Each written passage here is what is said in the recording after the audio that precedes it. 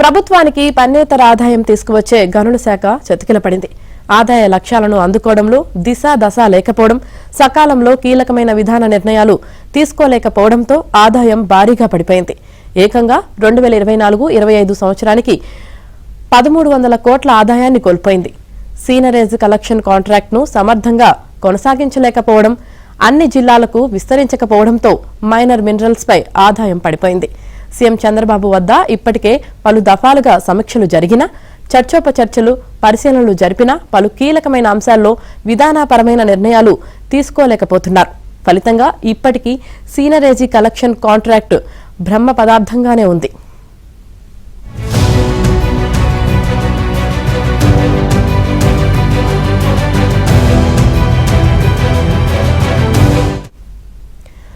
గత ప్రభుత్వంలో 7 ఉమ్మడి జిల్లాలకు ఇచ్చిన కాంట్రాక్ట్ కాల పరిమితి గతేడాది ముగిసింది.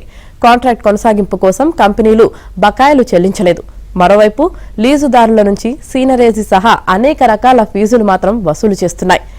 ఆ కాంట్రాక్ట్ పొడిగించాలా లేక కొత్తగా టెండర్లు పిలవాలా అన్న దానిపై ప్రభుత్వం నెలల తరబడి పరిశీలనలు, పరిశోధనలు జరుపుతున్నా నిర్ణయం తీసుకోలేకపోతుంది.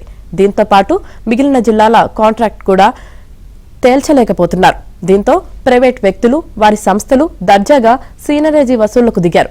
ఇంత జరుగుతున్నా ఏ అంశంపైనా స్పష్టమైన నిర్ణయాలు తీసుకోలేకపోతున్నారు. ఇది ప్రైవేట్ కంపెనీలు, వాటి వెనుక ఉన్న వ్యక్తులకు కనకవర్షం కురిపిస్తోంది.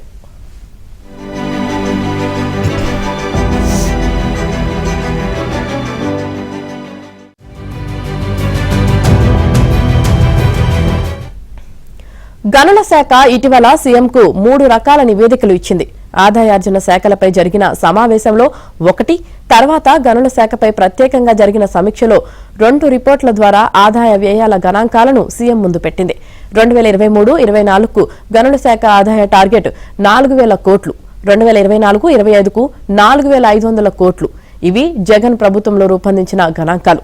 2023-24లో వైసీపీ నేతలు ఖనిజాల దోపిడీకి పాల్పడినా గనుల ఆదాయం సర్కార్కు చేరింది. ఇసుకపై చూపించిన ఆదాయం స్వల్పంగానే ఉన్నా మిగతా ఆదాయం ఎక్కువగా మైనర్ మినరల్స్ ద్వారానే వచ్చినట్లు పేర్కొన్నారు.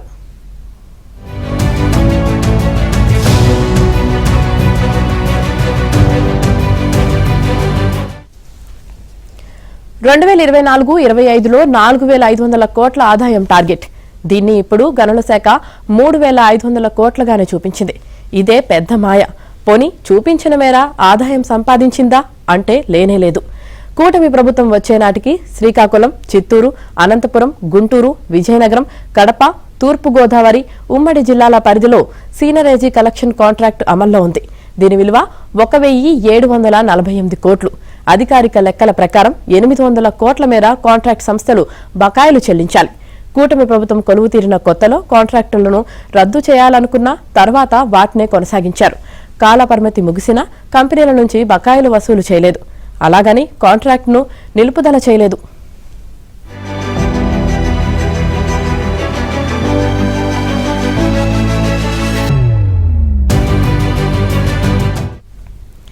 మార్చి నెలాఖరు నాటికి అన్ని బకాయిలు కలిపి 1300 కోట్ల వసూలు చేస్తామని గనుల శాఖ ముఖ్యమంత్రికి జనవరిలో హామీ ఇచ్చింది.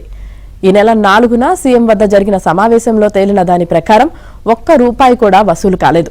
అప్పుడే మార్చి మొదటి వారం ముగిసిపోతుంది. మరో 3 వారాల్లో ఆర్థిక సంవత్సరమే ముగియనుంది. గత 9 నెలల్లో సాధ్యం కాని బకాయిల వసూలు మరో 3 వారాల్లో చేయగలరా అన్నది అతిపెద్ద ప్రశ్న. కీలకమైన ఆదాయం తీసుకువచ్చే విషయంలోనే సకాలంలో నిర్ణయాలు తీసుకోలేకపోవడం ప్రభుత్వానికి తీవ్ర ఆర్థిక నష్టం చేకూర్చిందని మైనింగ్ నిపుణులు చెబుతున్నారు.